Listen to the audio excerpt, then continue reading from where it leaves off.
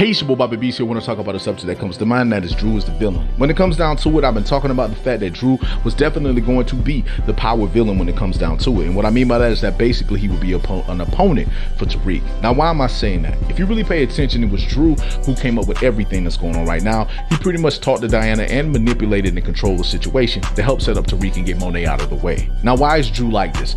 Basically because Everett pretty much broke his heart. Gorgo broke his heart by shooting, and well, not shooting, but taking out Lorenzo, and basically finding out that Gorgo did it on Monet's orders, and then looking at the blood trail that Monet created in order to cover up the fact that she murdered Lorenzo. So when it comes down to it, Drew is at this point where he cannot take anymore, with him having that breakdown in front of Everett and him having a breakdown all about himself, and him and Kane getting into it with one another about him taking over as the leader of the Tejada family, saying that it was Lorenzo who was training him to become the leader, not Kane. And with that being said, him making the moves he did to move Monet out of the way, along with blaming Tariq and using Kane's anger against Tariq as something that they knew would happen.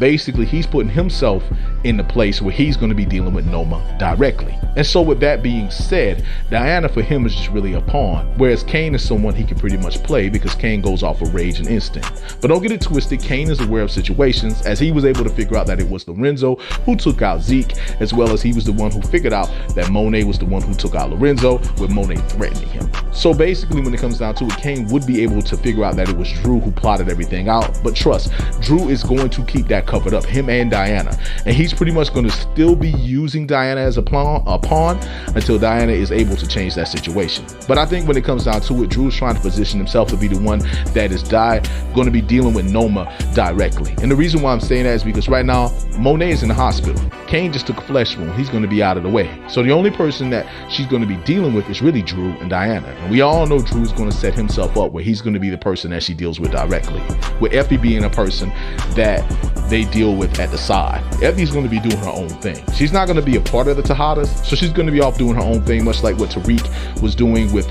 Braden, where they had their own thing going, and then Kane had his own thing going at the side, and they was really working together. But at the end of the day, they were leaders of their own stuff, and pretty much Drew's going to be leading the Tejada family, and while Effie's going to be doing her thing at the side. So basically, that's going to be the situation. However, when it comes down to it, let's be real. When Tariq returns, all that is going to come to an end. With Tariq and Braden coming back, it's going to be some crazy stuff going on, and it's going to be some revenge stuff going on. With Drew being pretty much the main person who's behind everything, and he's going to put himself in a position where he's going to have the power. He's going to be the one making the money, and he's going to be the one they're going to have to watch out for. The Drew is a threat to Kane. He's a threat to Monet. He's a threat to Diana if Diana gets in his way. He's a threat to Tariq and even Effie if Effie tries to get in his way. So when it comes down to it, when I say that Drew is the villain, he definitely is the villain. And I think personally, he's going to take Everett out this season. So we will see how everything plays out. But that's just pretty much me talking to you guys about what I think. I just want to say to all of you that it is your boy Bobby Beast here. I just want to say much love, much respect. Hold it down. And hey, it's your boy Bobby Beast.